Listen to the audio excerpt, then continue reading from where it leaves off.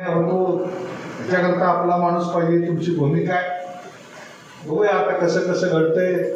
इंदुसबाई म्हणजे तलवार कुठली घ्यायची, तलवारी किती निघते इंदुसबाईची पहिलं बघू द्या. 2 निघतेत का 4 निघतेत का 6 निघतेत, कुठल्या तलवारीला जास्त धार आहे. इंदुसबाई उगा मोंड तलवारी घेऊन काय ती तलवारी निघतेच बघू तर द्या. कुठल्या तलवारीला धार आहे काय आहे.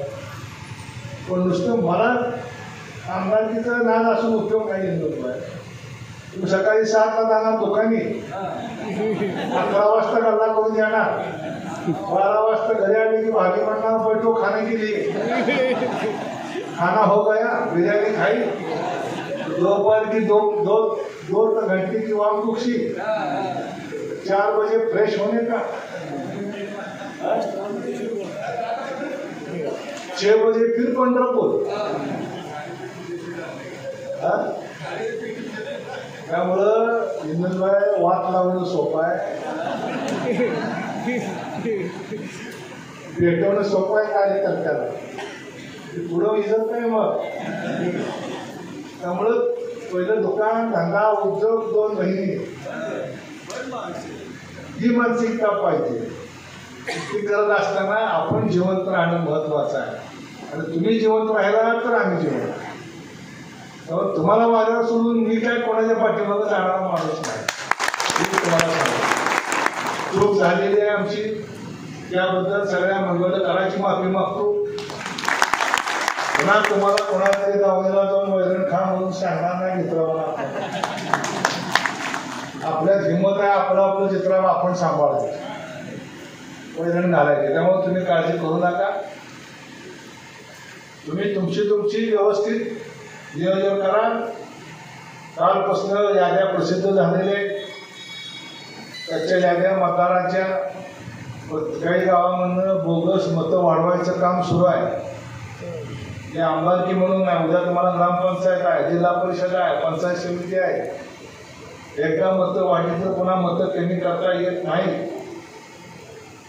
सचिन 15 तारीख शेवट आहे. वाढलेली मतं तपासून घ्या.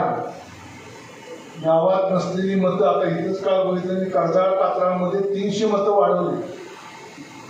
तिथे रहिवासी नाहीत, काय नाही, बाहेर ना आले, ऊसतोडणी कामगार आहे, पण आशाची मतं वाढलीत त्या गावामध्ये. राजकारण करतोय आपण, तेव्हा तुम्ही कार्यकर्ता म्हणून जागरूक राहावा. गावातले नवीन वोटर आहेत, ते नवीन वोटर वाढवले पाहिजेत. त्याच्याकरता आपण सगळ्यांनी काम केलं पाहिजे. आता हातात तुमच्या 8-10 दिवसच आहे. एकदा का 20 तारखेला यादी पक्की झाली, त्याच्यानंतर ब्रह्मदेव आला तरी सुद्धा आपल्याला एकही नाव कमी करता येत नाही किंवा वाढवता येत नाही. आणि मग आपले बघतो आपण ग्रामपंचायतीला 4 मतानं, 5 मतानं, 10 मतानं अशा परिस्थितीमध्ये जागा जातात. तेव्हा आपली ही संघटना आहे टिकवण्यासाठी आपण सगळ्यांनी या ठिकाणी ज्या भावना व्यक्त केलेल्या आहेत, निश्चितपणे त्या भावनांचा विचार आमचे सगळे सहकारी करतील. मी काही एकटा या संघटनेचा कुणी मालक नाही, आपण सगळेजण आहोत. प्रमुख नेते मंडळी आहेत, ते बसतील, त्यातून काय योग्य मार्ग काढायचा त्याचं नियोजन भविष्य काळामध्ये आपण करू.